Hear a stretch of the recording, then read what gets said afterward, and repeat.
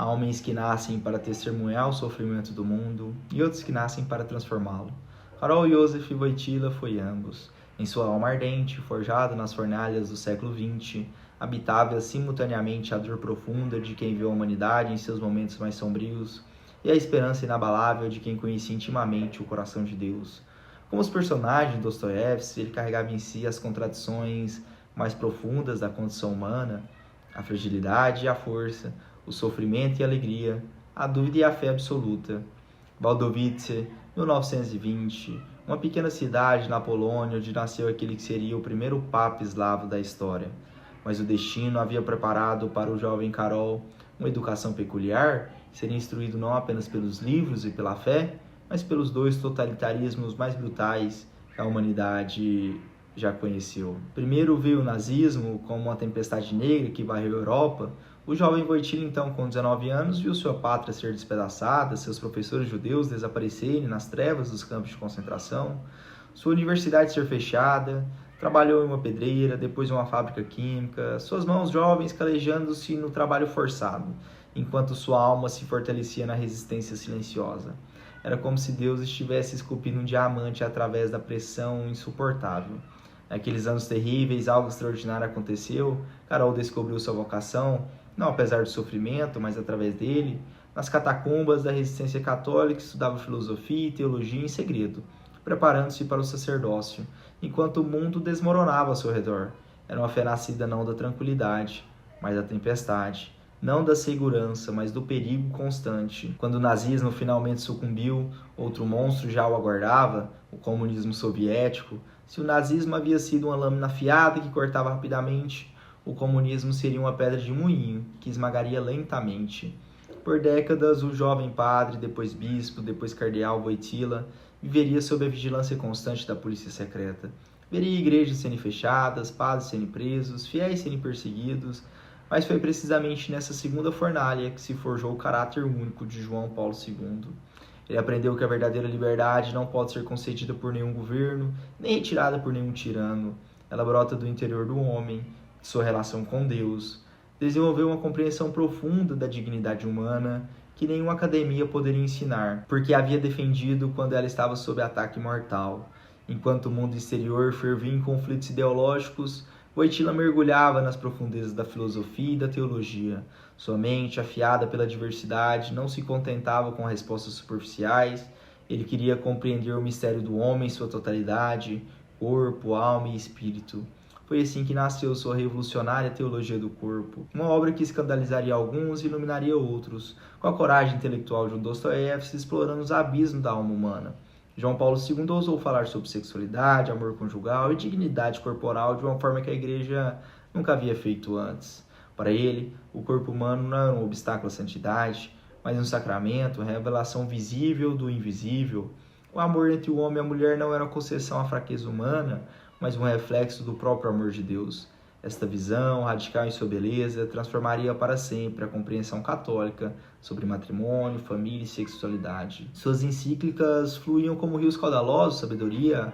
Redemptor Hominis proclamava que o homem é o caminho da Igreja, estabelecendo desde o início de seu pontificado que a dignidade humana seria o centro do seu magistério. Solicitudo Rex Socialis denunciava tanto o capitalismo selvagem quanto o coletivismo marxista, propondo uma terceira via baseada na doutrina social da Igreja.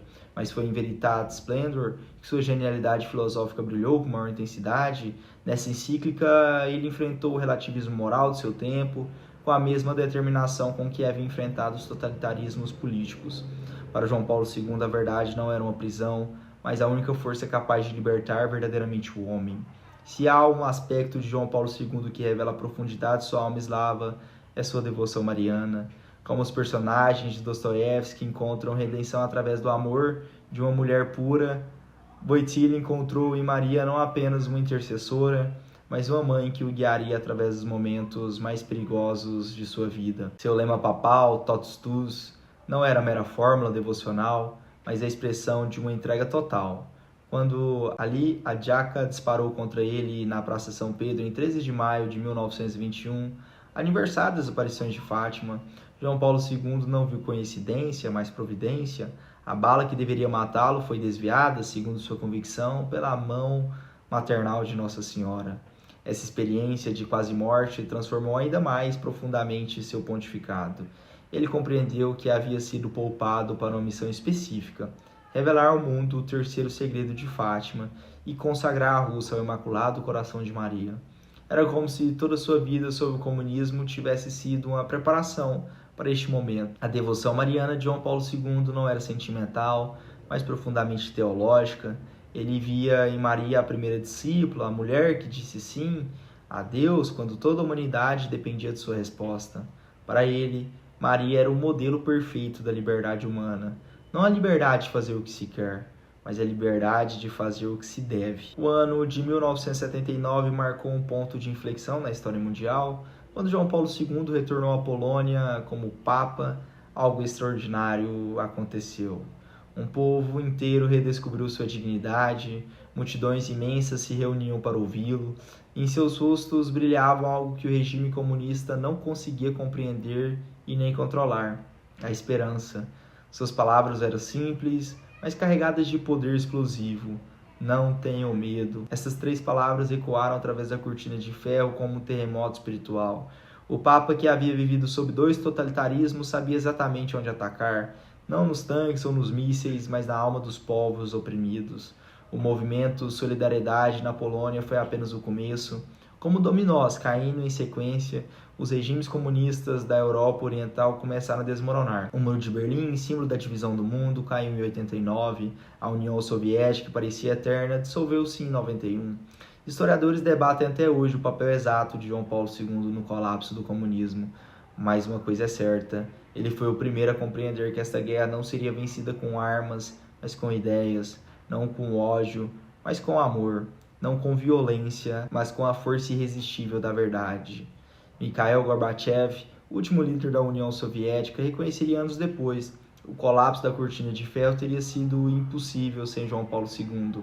Era o reconhecimento de que um homem desarmado, munido apenas de sua fé e de sua palavra, havia derrotado o império que possuía milhares de ogivas nucleares. Os últimos anos de João Paulo II foram uma lição viva sobre o mistério do sofrimento humano, o Parkinson que gradualmente roubava seus movimentos, a dificuldade crescente para falar, a fragilidade cada vez mais evidente. Tudo isso poderia ter sido visto como o fim melancólico de um grande pontificado, mas João Paulo II transformou sua própria decadência física em catequese. Como Cristo carregando a cruz, ele carregou publicamente o peso de sua doença, mostrando ao mundo que a dignidade humana não diminui com a fragilidade, mas pode até mesmo aumentar através do sofrimento aceito com fé. Suas últimas aparições públicas eram comoventes e poderosas. O Papa, que havia falado a multidões com eloquência incomparável, agora comunicava através do silêncio, do olhar, da simples presença. Era como se Deus estivesse ensinando ao mundo uma nova linguagem, a linguagem do amor que transcende as palavras. Quando morreu em 2 de abril de 2005, véspera da festa da Divina Misericórdia, que ele próprio havia instituído, multidões gritavam nas ruas de Roma: Santo súbito, santo imediatamente. Era o reconhecimento espontâneo de que havia testemunhado não apenas um grande Papa, mas um santo. São João Paulo II foi canonizado em tempo recorde, mas sua verdadeira canonização havia acontecido no coração dos povos muito antes. Ele havia mostrado ao mundo que é possível viver com dignidade sob qualquer circunstância, que a fé pode mover montanhas e derrubar muros, que o amor é mais forte que o ódio. Seus milagres, a cura inexplicável de uma religiosa francesa com Parkinson e de uma mulher costarriquenha com aneurisma cerebral, foram apenas os sinais visíveis de um milagre maior, a transformação de milhões de vidas, através de seu exemplo e de sua palavra.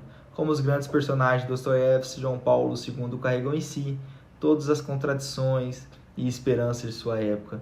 Ele foi o Papa que chorou pelos pecados da Igreja e, ao mesmo tempo, proclamou sua santidade, que denunciou as injustiças do mundo e, ao mesmo tempo, anunciou a misericórdia de Deus, que conheceu intimamente o sofrimento e, ao mesmo tempo, irradiou alegria. Sua vida foi uma resposta viva à pergunta fundamental que atormentava os personagens dostoiévskianos: vale a pena viver?